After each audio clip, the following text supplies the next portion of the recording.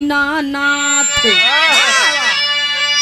मात पिता का सिर पे हाथ, साथ न छूटे प्रभु जी नैया कई दर पार।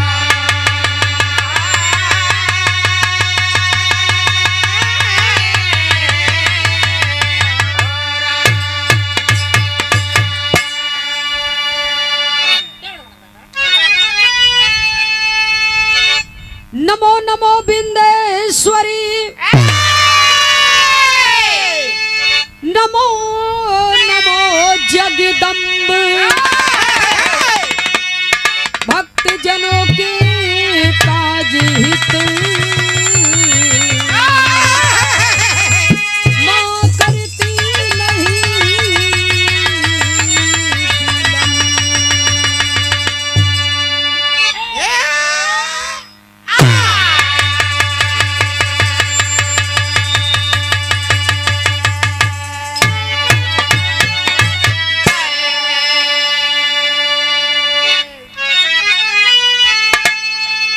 जय जय माता सरस्वती, अब जय जय गुरु उपदेश, जय किसान जय जय जवान, कि भाई जय जय भारत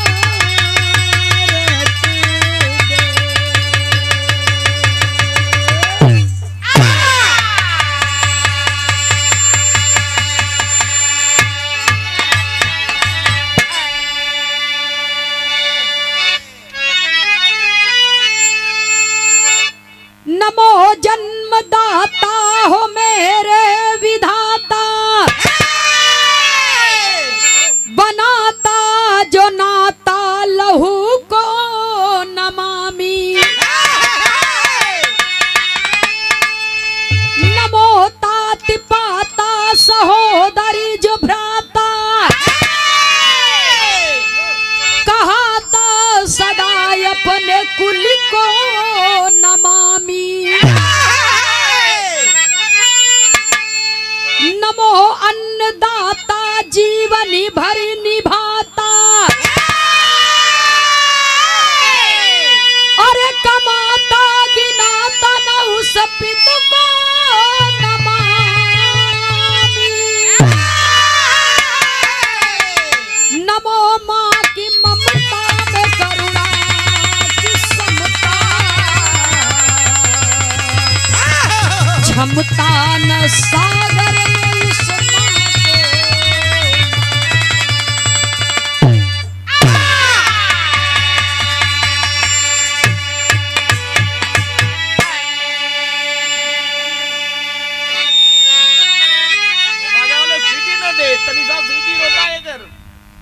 बंदहु राम हित सीताराम, भाई लाल जतन अभिराम,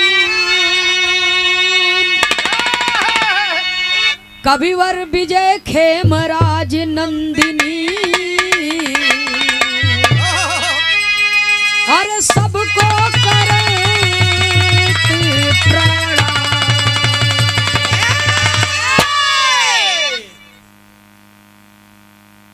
सूरदास जी सारी स्थिति परिस्थिति आपके सामने बा, देखते ही हुआ। समय का भी अभाव है, जैसे देखे जैसे समझे वैसे काम कर लेवे के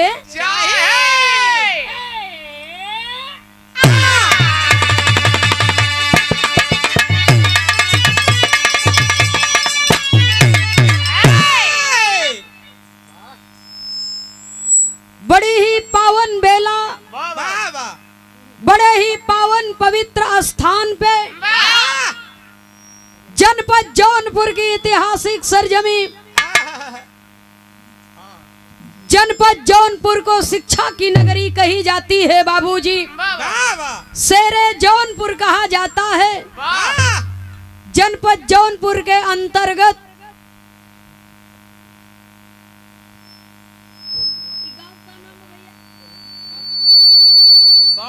शाहपुर नेवादा की पावन सरजमी पर समाज के सम्मानित, जिनका समाज में बहुत बड़ी चर्चा है, बहुत बड़ा वर्चस्व है आपका, और प्रभु की बहुत बड़ी कृपा है, माता रानी का बहुत बड़ा आशीर्वाद आपके ऊपर है। परम आदरणीय परम श्रद्धेय श्रीमान रामजीत सरोज सोखा, आपके सुपुत्री का ये विवाह है। आपके दरवाजे पर हम लोग आए हुए हैं।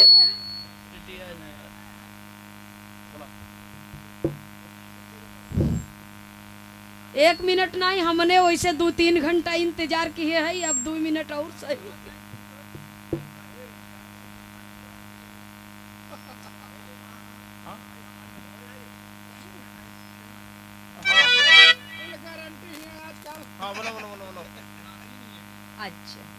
अच्छा सोखा महाराज।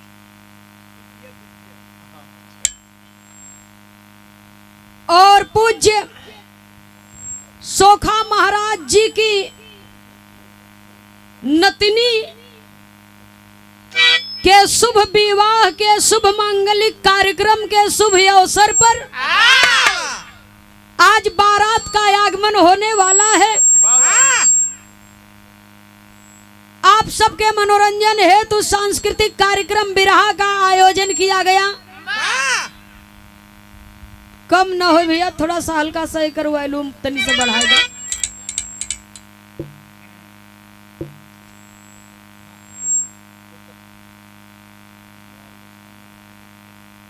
और आपकी इच्छा रही कि हमारे दरवाजे पर कलाकार आए, क्योंकि समाज से आपका प्रेम है, लगाव है, तो आपके आदेशानुसार, आपके आशीर्वाद के आदेशानुसार दोनों कलाकार आपके दरवाजे पर, इस मंच पर उपस्थित हैं। दूर दराज से चल करके आए हुए, ग्रामीण अंचल से चल करके आए हुए बिरहा जगत के पिता तुल्य बड़े बुजुर्गगण, भाइयों, बंधुओं, दरवाजे पर उपस्थित हित मित, नात, रिश्तेदार, संगी साथी, इष्ट मित्र और बिरहा कार्यक्रम का आनंद लेने के लिए उपस्थित, हेलो,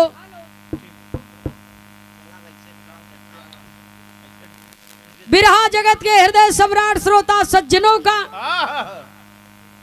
बोलत तो बढ़िया रहा, एक एक आए बिगाड़ दिया भैया।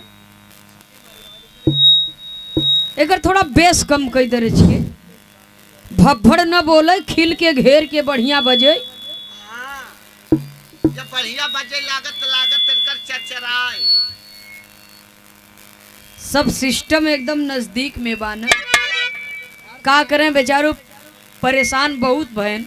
हाँ, उनको परेशानी अब चाहे हमार दुर्भाग्य हो, कलाकारन का दुर्भाग्य हो, चाहे उनकर हो।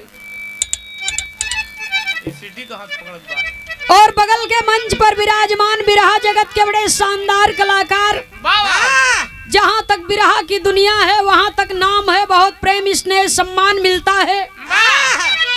बड़े भैया जी श्री त्रिभुवन नाथ यादव जी एंड पार्टी जी को प्रयागराज की पावन सरजमी, कुछ बोले हैं नहीं, पावन हाँ बताओ। ज्यादा से ज्यादा 1.5-2 घंटा का खेला बा भाई।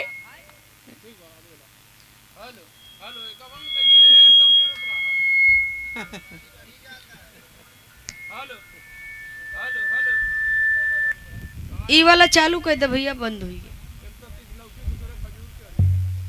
सीटी देवे का कारण बना मंच के एकदम करीब में साउंड लगावा तो सीटी तो देवे करी।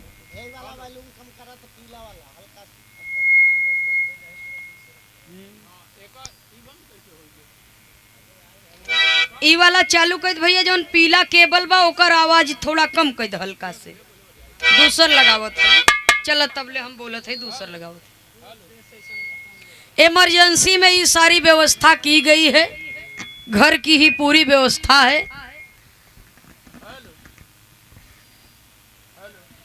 मैं गायिका कुमारी सुमित्रा नंदनी इलाहाबाद प्रयाग की पावन सरजमी से बिरहा रंगमंच की ओर से सज्जनों का हृदय की गहराइयों से हाथ जोड़ करके एक ही स्वर में हार्दिक स्वागत अभिनंदन वंदन करती हूँ। एक छोटी सी माता रानी की भजन आपके बीच में प्रस्तुत है। मास्टर साहब को गीत का लाइन बता के आवा। हेलो एक सही कह दे भैया, साउंड वाले भैया वो सही करा, माइक बोलत नहीं। अच्छा ले आओ जल्दी से।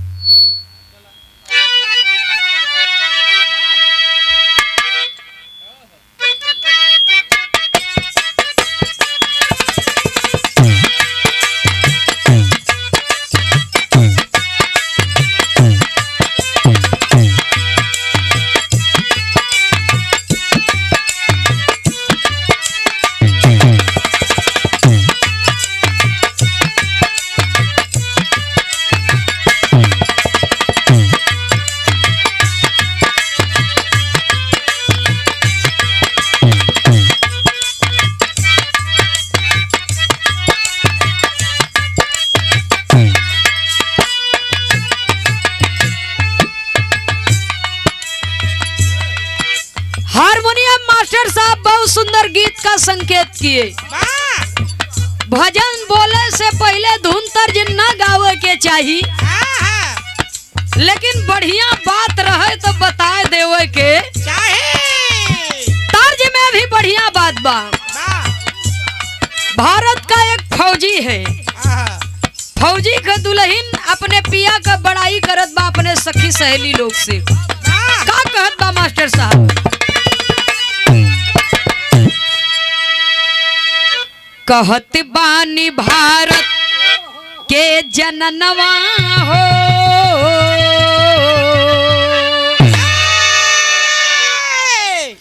कहत बानी भारत के जननवा हो, सजनवा हमारा लहरी। कहत बानी भारत के जननवा हो,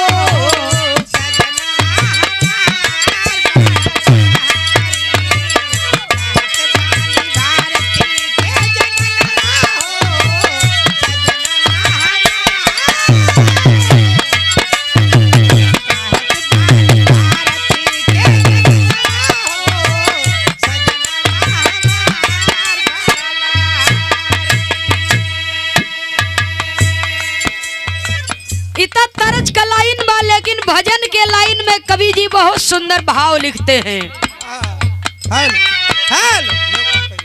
स्वर की देवी सामवेद की जननी,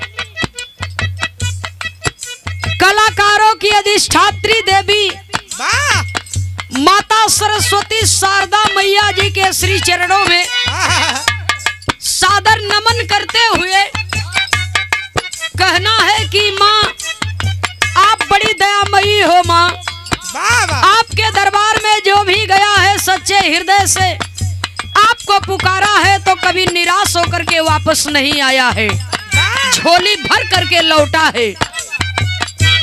तो स्वरदायिनी मैया के श्री चरणों में नमन करते हुए भजन के लाइन में थोड़ी देर के लिए आप सबका ध्यान उस माँ के चरणों में ले चलती हूँ जिन्होंने हमें और आपको जन्म दिया है।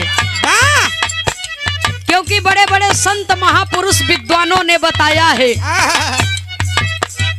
कि न माँ से बड़ी कोई देवी है, न पिता से बड़ा कोई देवता है। माँ न होती तो हम न होते, आप सब न होते यहाँ पर। इसलिए माँ के चरणों में नमन करते हुए भजन का भाव प्रस्तुत है। कैसे मास्टर साहब कहना है? माई में ममता के दुलरवा हो,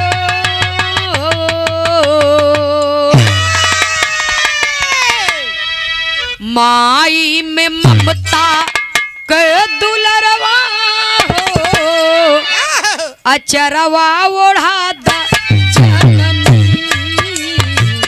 माई में ममता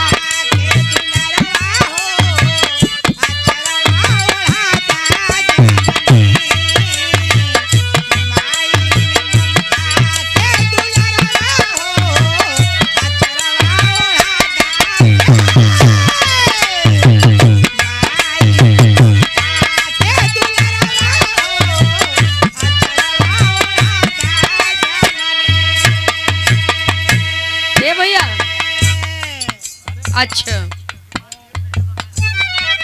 है बजट तो यही रही इतना बढ़िया। भैया सब कम कई देने आ रहे हो, कम कई देने। अरे हमारे पास कम कई देने आ रहे थे।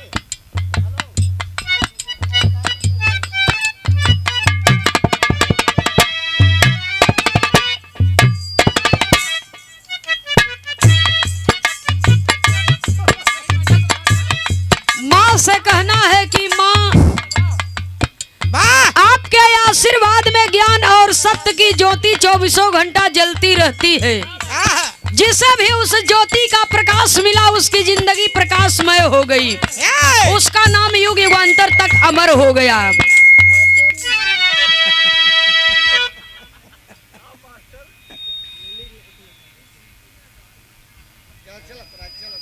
कपरवा झंडा गवा मार।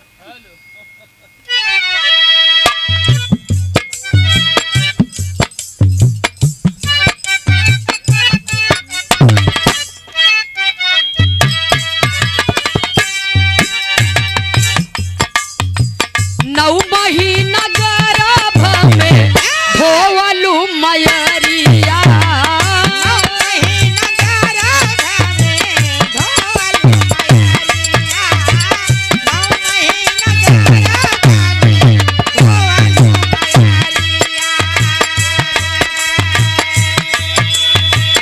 खूनवा के धरिया से सींचलू शरीरिया। हेलो हेलो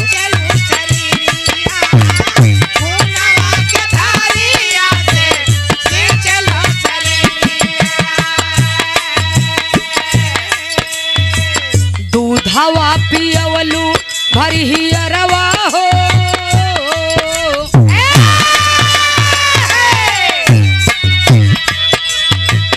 दूधवा पियवलू भरिहियरवा हो, अचरवा ओढ़ाता जननी।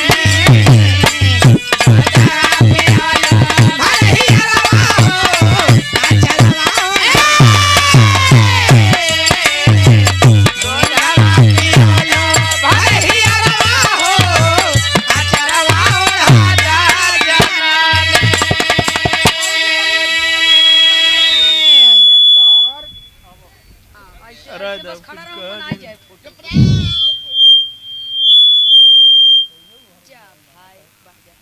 जी जी। और आप हैं परम आदरणीय परम श्रद्धेय बाबा श्रीमान रामजीत सरोज सोखा महाराज जी। वाह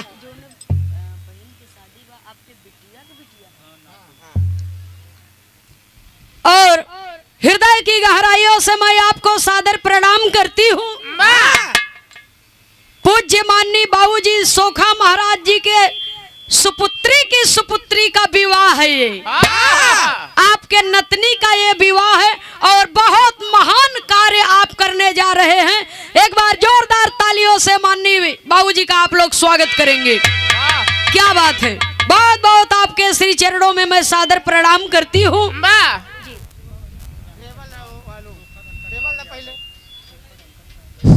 हेलो और परम पूज्य माननीय श्री रंकट राम यादव जी माननीय सोखा महाराज जी की ओर से बाबा और ये जो पदवी है नाम के पीछे लगी हुई है, कितने दुखियों का दुख दूर होता है बाबूजी। ये संसार में एक से बढ़कर के एक दुखिया है। वाह कहा जाता है जो काम दवा से नहीं होता वो दुआ से होता है, और कामिल मुर्शिद मिल जाए तो बात खुदा से ऐसा होता होता है। है। बिल्कुल कराई दे थी। सही है। और दोनों बाबूजी की ओर से सुंदर पुष्प की पंखुड़ियों में गुथा हुआ प्यार दुलार भरा हुआ सुंदर पुष्पहार बाबा सादर 501 रुपया दे करके सम्मान किया गया। लड़की के पूज्य नाना श्री माननीय पूज्य बाबूजी श्रीमान रामजी सरोज सोखा महाराज जी की ओर से और सादर 501 रुपया दे करके सम्मान किया गया। और पूज्य बाबूजी के शिष्य हैं, ये देखिए गुरु और शिष्य का अनमोल नाता होता है बाबूजी। बाबा बहुत बहुत आप दोनों महान भावों के श्री चरणों में सादर नमन करती हूँ, प्रणाम करती हूँ। अपनी कृपा और अपना आशीर्वाद हम बच्चों पर बनाए रखिएगा। हृदय की गहराइयों से सादर नमन।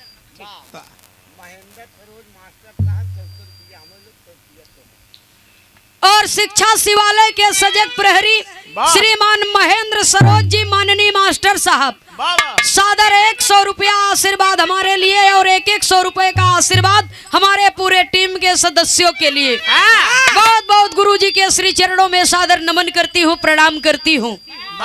सुनने वाले श्रोता सज्जनों, ये कार्यक्रम आज हम लोग कन्या पक्ष से आए हुए हैं और जिस धरती से बारात चल करके आज आ रही है, उस नगरी को अवधपुर का दर्जा दिया गया और इस धरती को जनकपुर का दर्जा दिया गया। और कन्या पक्ष वर पक्ष से सदैव बड़ा होता है बाबूजी।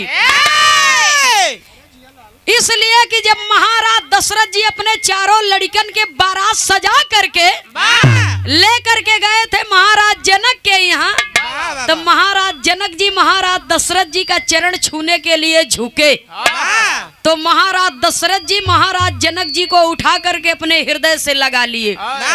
इसलिए हृदय से लगा लिए कि आप हमसे बड़े हैं और मैं आपसे छोटा हूँ, आप दान देंगे और मैं दान मांगने आया हूँ।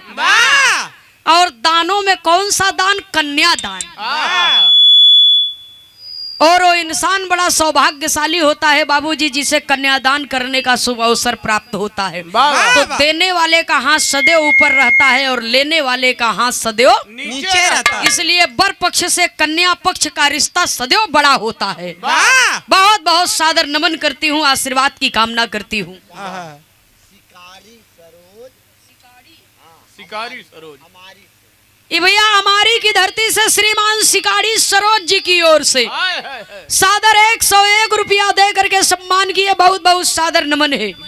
उपस्थित सकल पंच को सादर नमन, आशीर्वाद की कामना। जय श्री कृष्ण। भजन के लाइन में कवि को संकेत करना पड़ा। 9 महीना गर्भ में ढोवलू मयरिया, खुनवा के धरिया से सींचलू शरीरिया।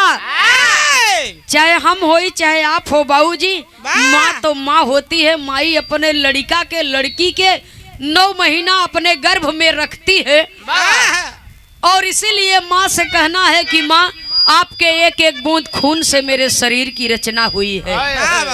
आपने हजारों मौत मर करके तब मुझे इस धरती पर जन्म दिया है। अपना सीना चीर करके अमृत रूपी दूध पिला करके मुझे जीवंत रखा है माँ।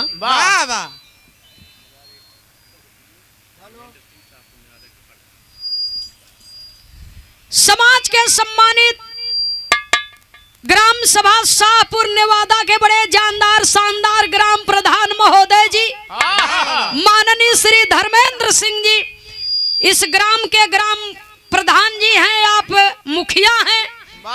और एक बार जोरदार तालियों से माननीय प्रधान जी का सम्मान कर दिया जाए, स्वागत कर दिया जाए। देखिए इस ग्राम सभा के प्रथम नागरिक हैं आप, क्योंकि इस ग्राम के ग्राम प्रधान हैं आप और सबसे पहला नाम आपका है। सादर 1001 रुपया दे करके सम्मान किया गया। पूरे गांव सभा का मालिक है ना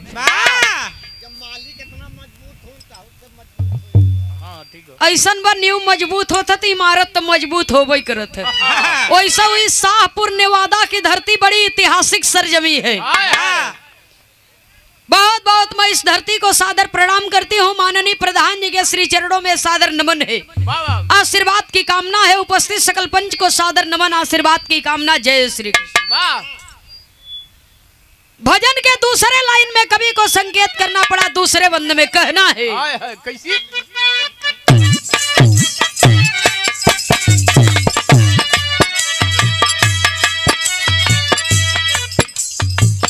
तेल उपटन कई के काला टीकावा लगावालो,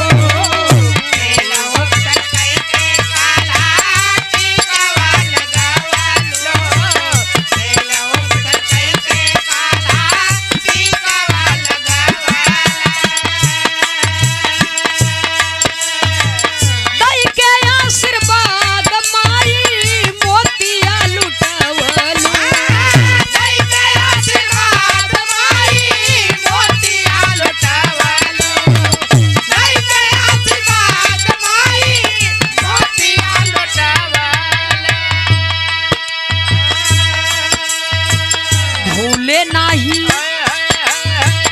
भूले नाही तो हराय दरवा हो।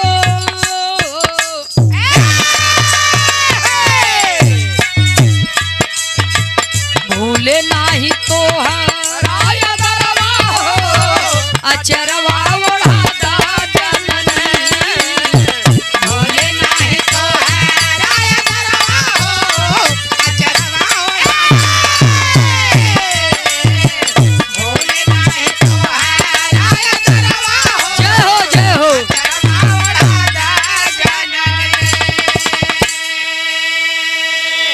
माई के वंदना जिंदगी भर करत रहब तब्बो न ओराई। जिंदगी ओरा जाई लेकिन माई के वंदना ना ओराई। एक ही लाइन में माँ की वंदना पूरी हो जाती है, भजन पूरी हो जाती है। अमृत का धार कोई केतनो पियाई हो ये भैया एगो माई बिना। और कैसे करजवा जुड़ाई हो ये भैया एगो माई बिना। दुनिया में मिली है भैया लोगवा हजार एक ठी माई बिना। हो जाले दुनिया अनहार एक ठी माई बिना। तो जिंदगी भर माई के भजन करते रहबा ना ओराई। एक ही लाइन में माँ की वंदना पूरी हो जाती है। केवल श्रद्धा से माँ शब्द कहना है और पूरे तन मन से माँ की सेवा करनी है। तो जन्मदायिनी माँ के चरणों में नमन करते हुए, स्वरदायिनी माँ के चरणों में नमन करते हुए, भजन के आखिरी लाइन में खानदान के परिचय के साथ में कवि को लिखना पड़ा।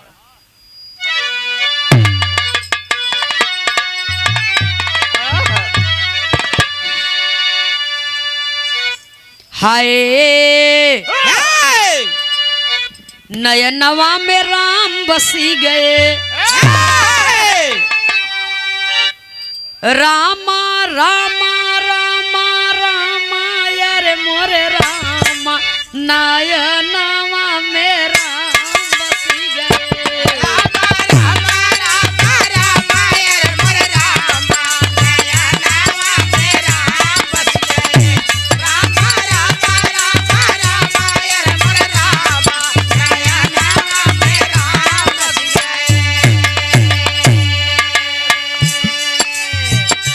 अपने सतगुरु चाहे राम हो, चाहे श्याम हो, चाहे तुलसी हो, चाहे दास हो, चाहे सूर हो, चाहे इस धरती पर जन्म लिए हैं तो मनुष्य रूप में, और उन्हें भी सतगुरु के शरण में जाना पड़ा है। क्योंकि बगैर गुरु का ज्ञान होने वाला नहीं है। गु माने अंधकार, रू माने प्रकाश। जो अंधकार से प्रकाश में ला दे वही सच्चा गुरु है। इसलिए कवि को संकेत करना पड़ा। अपने सतगुरु से जपावा गियनवा नयनवा में राम बसी।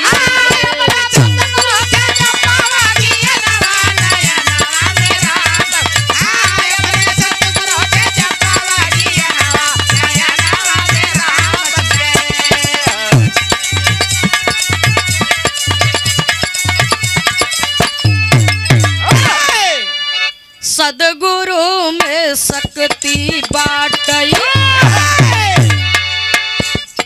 कह गए दास पुकारी जी।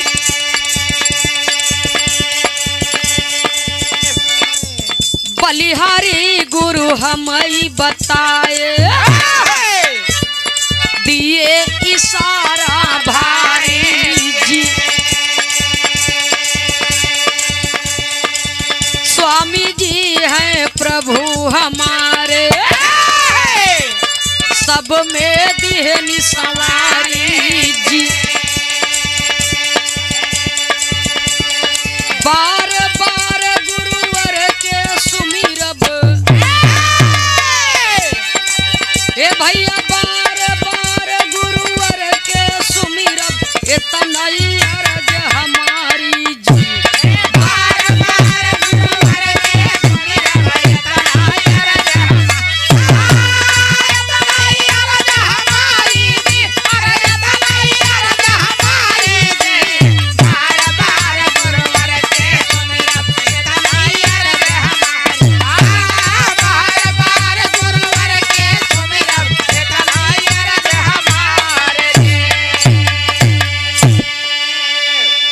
तो ये सब सदगुरु की बलिहारी अरे ये सब सदगुरु की बलिहारी हम पे दिए जदुइया डारी नयनवा में राम बसी गए स्वर्गीय बाबा राम कैलाश के हरदम सदगुरु पर धियानवा नयनवा में राम बसी गए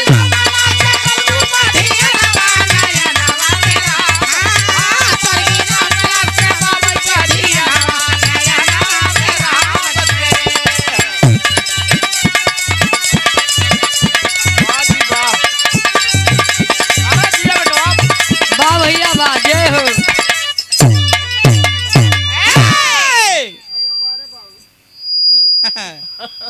हाई बाजा वाले भैया रज के हल्का सा पीली वाली लीड तनी सा आवाज बढ़ा दो पीली वाली लीड के हारमोनियम के बढ़ाओ तनी सा बजाओ तनी जगाओ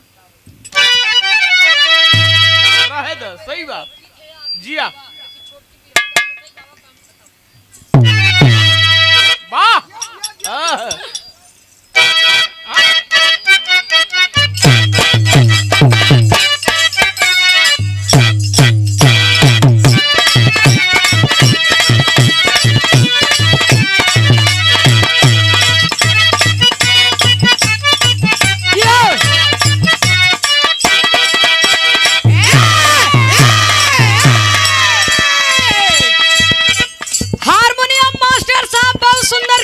संकेत किए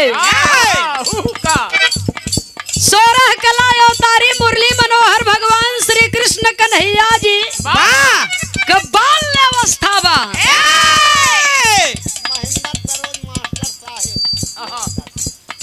समाज के सम्मानित परम आदरणीय ब्रह्म सद्य पूज्य माननीय श्री महेंद्र सरोज माननीय मास्टर साहब शिक्षा शिवालय के सजग प्रहरी शाहपुर नेवादा की पावन सरजमी से पूज्य गुरु जी की ओर से सादर 501 रुपया देकर के सम्मान किया गया। बहुत बहुत आपके श्री चरणों में सादर नमन आशीर्वाद की कामना है।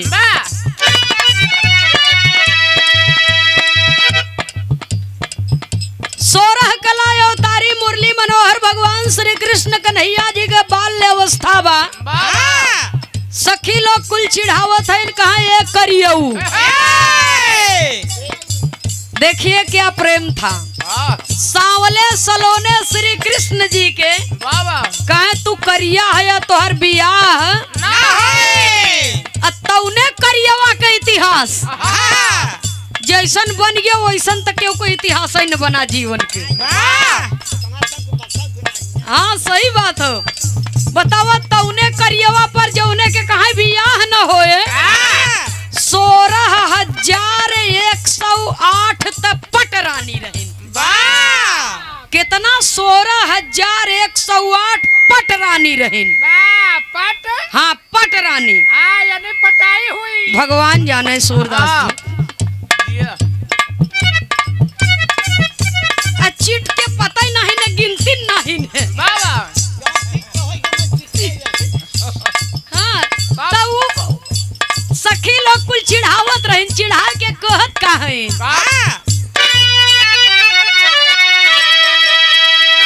कहे हमारा सावर नहीं भावे ए हो सावरिया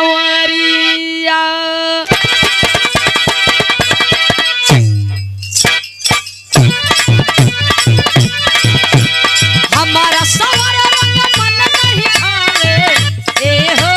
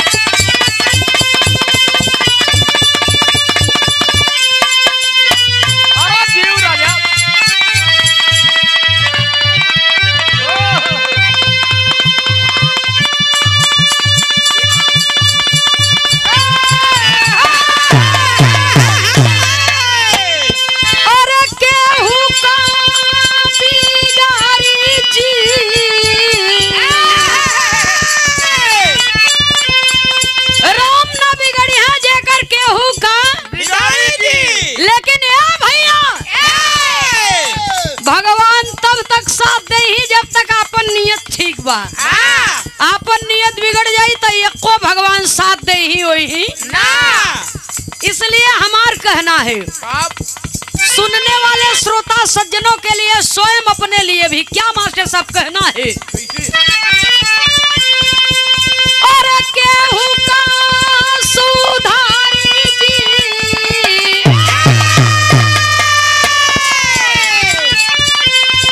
केहू का सुधारी जी, केहू का सुधारी जी, आपन जे बिगारी होकर, आपन जे बिगारी होकर, केहू का सुधारी जी, केहू का सुधारी जी, आपन जे बिगारी होकर, केहू का सुधारी जी, आपन जे बिगारी।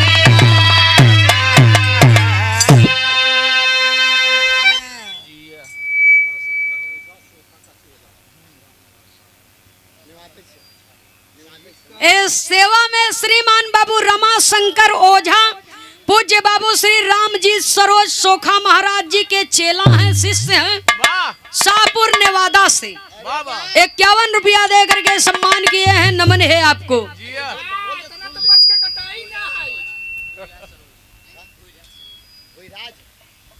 श्रीमान भूईराज सरोज जी की ओर से सादर 101 रुपया दे करके सम्मान किया गया। बहुत बहुत सादर नमन है।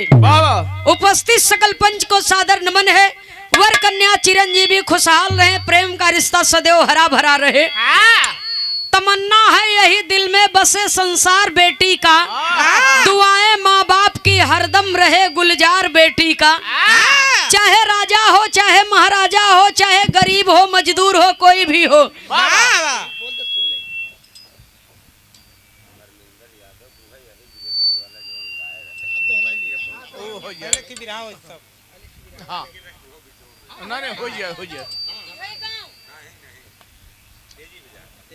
अच्छा भैया, तेजी बाजार जनपद जौनपुर से श्रीमान धर्मेंद्र यादव जी 201 रुपया दे करके सम्मान किए।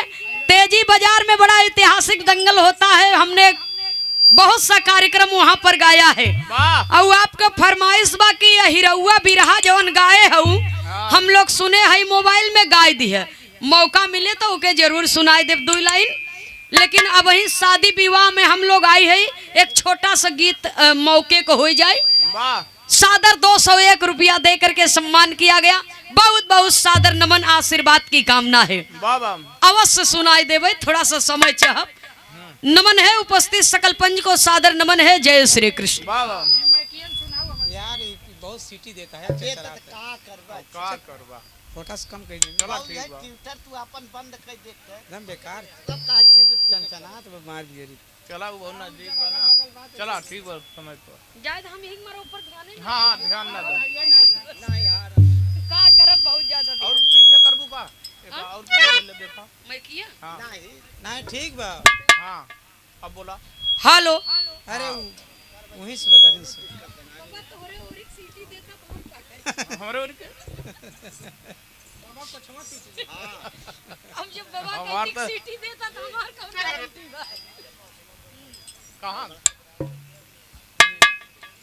चला ठीक हो, चला ठीक मतलब गुटिए बराबर हो गया। हां हां यही बारे हमसे छोटवार मोटवार गावत एक प्रथम और दूसरी हमार भाई आपो का के बस बच जाए अब आई अब हम लोग है बजा के तब चला चला।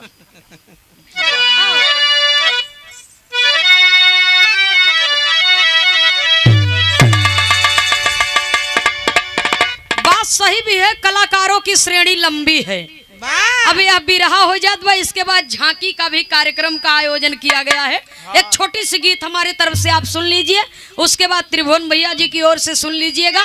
आइए मास्टर साहब।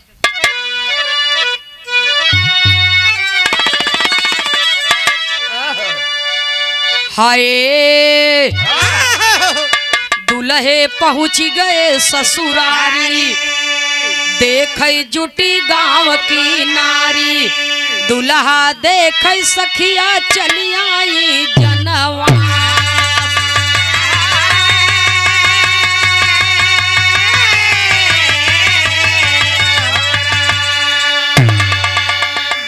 असनवा बैठे दूल्हे रसिया, असनवा बैठे दूल्हे रसिया, सुंदर राम के देखते खुश भैली जननवा। असनवा बैठे दूल्हे रसिया, सुंदर राम के देखते खुश भैली जननवा। असनवा बैठे दूल्हे रसिया, सुंदर राम के देखते खुश भैली जननवा। असनवा बैठे दूल्हे रसिया, सुंदर राम के देखते खुश भैली जननवा। असनवा बैठे दूल्हे रसिया।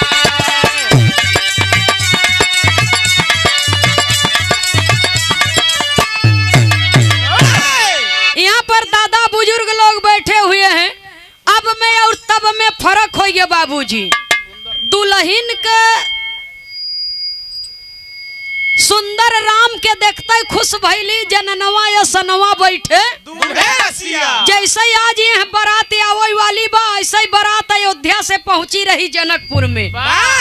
तो सुंदर राम के देखते खुश भैली जननवा या सनवा बैठे दूल्हे रसिया। जा भाई साहब बाजा वाले मास्टर साहब। चला काम करे आप। तो दुल्ही के सिंगार देश गावत है, लेकिन 4 लाइन दुल्हा का सिंगार लिखा गया। सुंदर पगिया सोहे सर पे, गले में सुंदर हार सुनो, कांधे पागी जोरा जामा, नयन में कजरा धार सुनो, अगल बगल से बैठे हैं सब दुल्हे का परिवार सुनो, खुशी के मंगल गाँव है सखिया राजा जी के द्वार सुनो।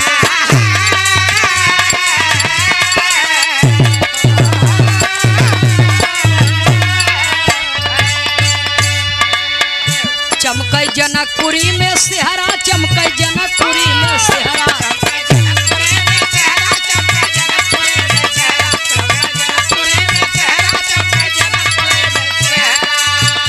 चमकई जनकपुरी में सेहरा, सखिया देखई आई चेहरा, कितना सुंदर बाटे सीता का सजनवा। या सनवा बैठे दूल्हे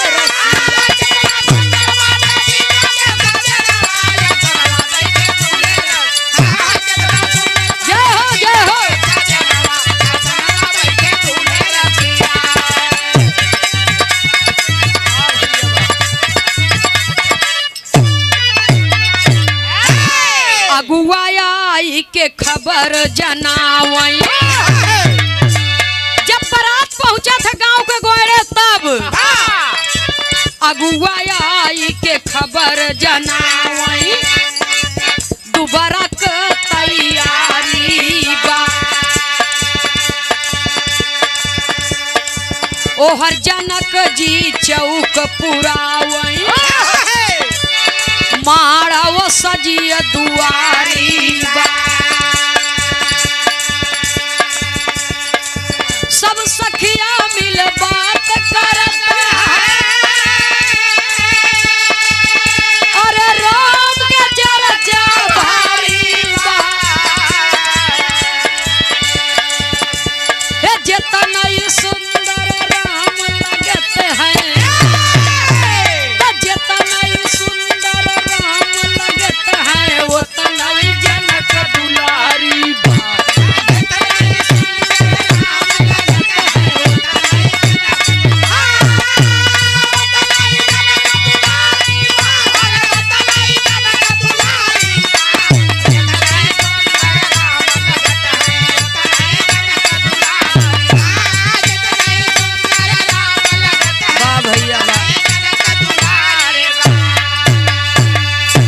सब ही देखई राम की ओर, सब ही देखई राम की ओर, सब ही देखई राम की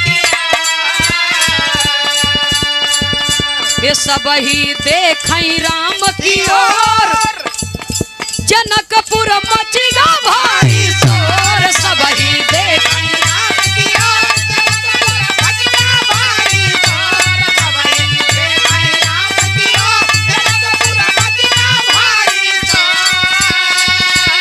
भारी भीड़ मची बा जनक के भवनवा, असनवा बैठे दूल्हे।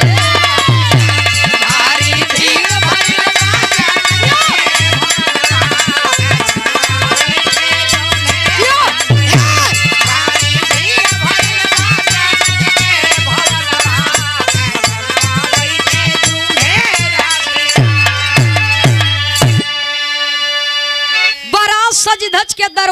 पर आवता बाबूजी गीत गौ नहीं होता। एक लाइन तर्ज है मास्टर साहब कहना है। वाह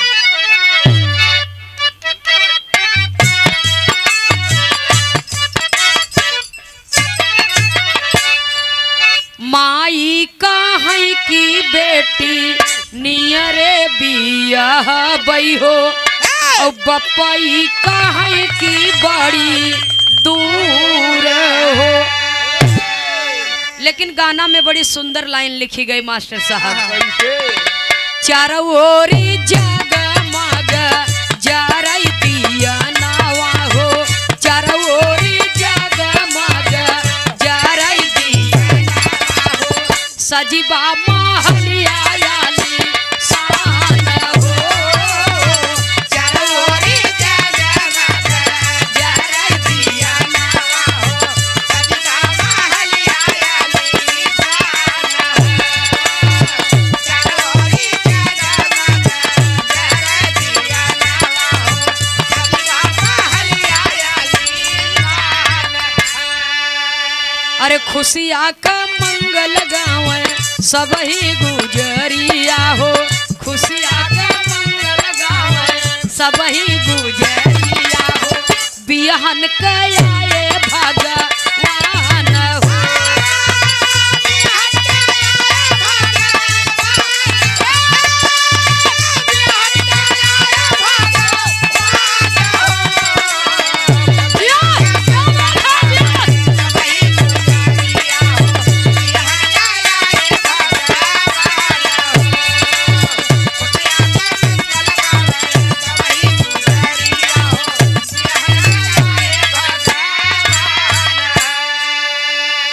ओहर जनक जी मन में विचारे राम के बुलवाए अपने द्वारे, दशरथ चले लिवा के साथे बेटा हनवा असनवा बैठे दूल्हे रसिया, बड़े प्रेम पूर्वक से दुआर चार भ जल जल पान भ भोजन संपन्न भ, मड़े में दुल्ही दुल्हा बैठत हैं, चार दुल्हा और चार दुल्हन। जैसे ही आज माननीय सोखा महाराज जी के दरवाजा सजा व नतनी के आपके बारात आवता, वैसे ही बाबूजी जनकपुरी में बारात गई बाटे और बड़े प्रेम पूर्वक से मंत्र का उच्चारण होने लगा बाबूजी।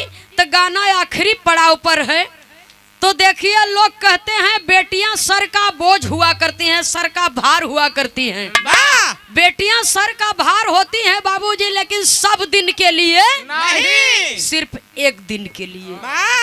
यह जब बारात आवत है जौने दिन और बिटिया का विदाई करे के टाइम आवत है, तब बेटियों को इंसान पढ़ा लिखा देता है बाबूजी, खियाए पहिराए के पाल पोस के बड़ा कर देते, पढ़ाए लिखाए के सज्ञान बनाए देते। महतारी बाप के कभों तकलीफ नहीं होते, लेकिन जब बिटिया के बाबूजी अपन डेवढ़ी डकावे के होते तो कलेजा मुंह के आवे लागत। बिटिया चाहे अमीर के हो चाहे गरीब के हो, विदाई के समय दर्द होता नहीं होता। तो गाना आखिरी पड़ाव पर है, मड़े में दुल्ही दुल्हा बैठत हैं। तो जब कन्यादान करे के टाइम आवत है तब मतारी बहन लोग गावत हैं, का कहत हैं मास्टर साहब। अरे आबाजीनी यह कैमरा भी लगा है, रिकॉर्डिंग भी हो रही है और बिरहा भी हमारे अपने आखिरी पड़ाव पर बा। मंडप में बाबूजी दुल्ही दुल्हा बैठा है, मतारी बहन लोग गीत गौ नहीं गावत है। मास्टर साहब हमरे उम्र के गवैया ये कुल नहीं गावत है, लेकिन हम ये बदे गावत है कि आवे वाले समय में यहू के लोग जाने। तब माता बहन लोग गाती हैं और कहती क्या है बाबूजी, गाना तो सभी बढ़िया होता लेकिन ये मेन गीत होती है। मतारी बहन लोग गावत कहें जब कन्यादान करे के टाइम में आई जात है। आपके जौनपुर में कैसे गावत ही हम नहीं जानित, लेकिन हमारे इलाहाबाद में गावत ही माता बहन लोग। का पाई लोटा हो का पाई थारे का पाई कुसे कारण गाट माड़ाए में का पाई बापाई कावाने रामा देथी कुवारी के दान आबाजीनी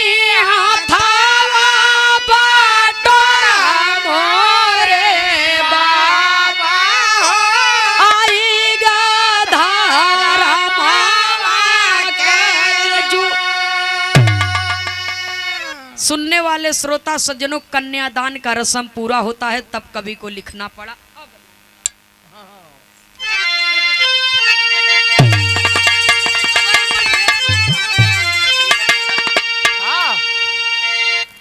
अरे खुशी भइले ना ए राम, खुशी भइले ना ये भैया, खुशी भइले ना राजा दशरथ के लाला नामा, खुशी भइले ना राजा दशरथ के लाला नामा, खुशी भइले ना, खुशी भइले ना भैया, खुशी भइले ना खुशी भइले ना राजा दशरथ के लाला नामा, खुशी भइले ना राजा दशरथ के लाला खुशी भइले ना। चारों ओरी शोर मचाबा भैया जनक नगरी, पंडित आए ब्याह कराए, राम संग सीता घूमी भंवरी, खुशी भइले ना सखिए गाँव मंगल गानावा, खुशी भइले ना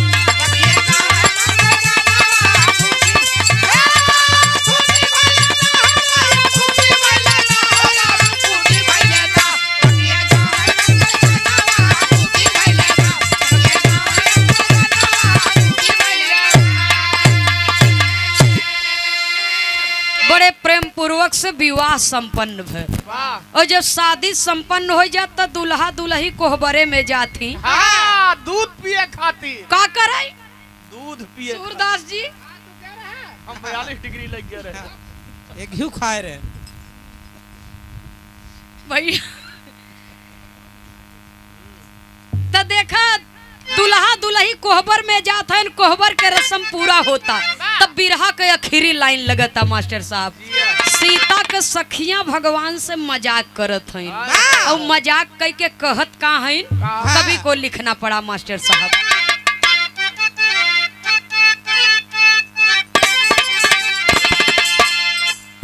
कहीं अब की गए कब आई बाए बाल,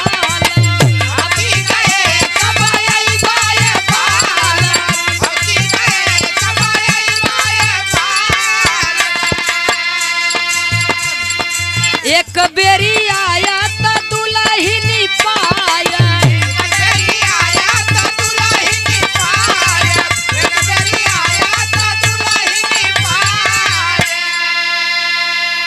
अरे एक दाई आया तो दुल्हनी पाया, और दुल्हनी पाया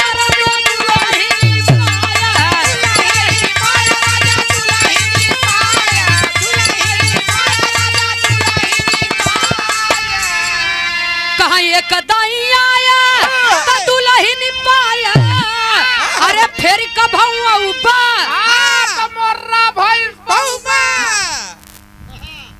देसी तो खरीद पलाना ही देहे रहा हो ही राजा महाराजा रहन, हाँ कौनो हलुकार मनई थोड़ो रहन, हाँ मामूली आदमी थोड़ी थे, मामूली मनई नहीं रहन, राजा महाराजा रहन, हाथी घोड़ा भैंस गाय कुल दे रहा हो।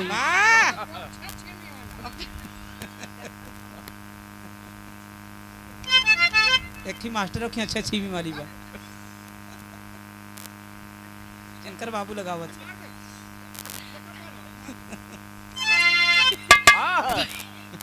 सूरदास जी अभी तो हम नहीं जानी इतना बड़ा इतिहास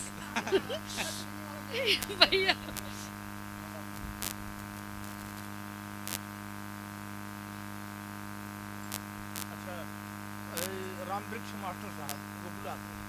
गोकुला की पावन सरजमी से शिक्षा शिवालय के सजग प्रहरी पूज्य बाबू श्री राम वृक्ष मास्टर साहब जी की ओर से माननीय गुरु जी की ओर से सादर 101 रुपया दे करके सम्मान किया गया। बहुत बहुत सादर नमन, आशीर्वाद की कामना है। उपस्थित सकल पंच को सादर नमन, जय श्री कृष्ण। अब थोड़ा बियाह बारात में मस्ती मजाक तो होबे करत है। हाँ, सीता के सखी लोग कहते हैं ने मास्टर साहब, अब भैंस पाए रहन कि नहीं पाए रहन वो सब जाने। हम वो जमाने में नहीं रहे, लेकिन इतना जरूर जानी थे कि जो बुजुर्ग दादा लोग बाबा लोग बैठा हैं, इनके सबके जमाने में दहेज में बहुत ज्यादा अगर कुछ मिले तो हाथे में बांधे बड़े बाबूजी, लगावे बदे हाथ में दे दे बाबूजी कलाई घड़ी या ए चमटे कोहू नूर HMT कोहिनूर कंपनी के। हाँ, और साधन में बहुत ज्यादा कुछ मिले तो एक साइकिल, हाँ वह हरकुलिस 24 इंची वाली झूलन सीट भैया। अरे अब दिए है तो जनी ना। हाँ, और मनोरंजन बदे अगर कुछ मिले रेडियो। तो ट्रांजिस्टर रेडियो बाजा। हाँ फिलिप्स फिलेटना बहादुर कंपनी की। वाह बहादुर। बहुत मेहनत किया, बड़ा पैसा लगाए हो भाई। हाँ, तब पहले के जमाने में आजा बाबा लोगन के जमाने में और जेकरे जितना समाई रहा बाबूजी वो कठार लदाई दे। अरे राहत रही भैया, वो अब बिना कठार कहू- लदाई दे हमन कुल रही की। हाँ, बिना कहली पहुंचाई दे रहा कौदावा घरे। तो यह कुल दहेज रहा बहुत ज्यादा मिल जाए तब तब सुनने वाले श्रोता सज्जनों, और भैंस पड़िया के जहाँ तक बात रह गई, बियाह बचपन में जेकर हो जात रहा तो जब लड़की लड़किया सयान हो जाए तो गवन जाए तो कहा एक आखे भैंस वैंस पड़िया उड़िया दे दे जहिए तोरन बोरन के कमी ना होई न होई। बा मास्टर साहब अब तो है के बतावई, काजर और दूध, ये दूध ऐसन होता पैदा हो से लेके जब तक इंसान मरत नहीं तब तक ओके जरूरत पड़त है। वाह वाह। हाँ, तो सबके हजम नहीं करते, ज्यादा ज्यादा बहु बात हम नहीं करे बहु पर। सीता के सखी लोग मजाक करत है, का कहत है वाह वाह। कहाँ अरे एक दाइया नहीं नि पाया, अरे फिर कभऊ औबा और कुछ पौबा बाला, लेकिन इतना ही बताई दे अब की गए कब आईबा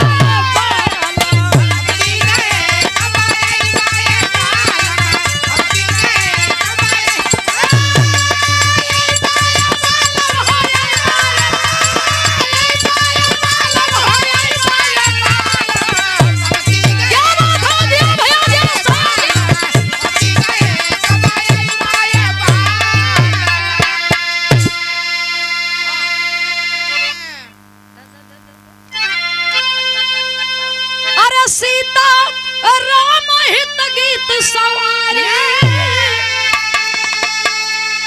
राम कैलाश गए स्वर्ग सिधारी, असनवा बैठे दूल्हे रसिया, नंदनी खेमरा चूम।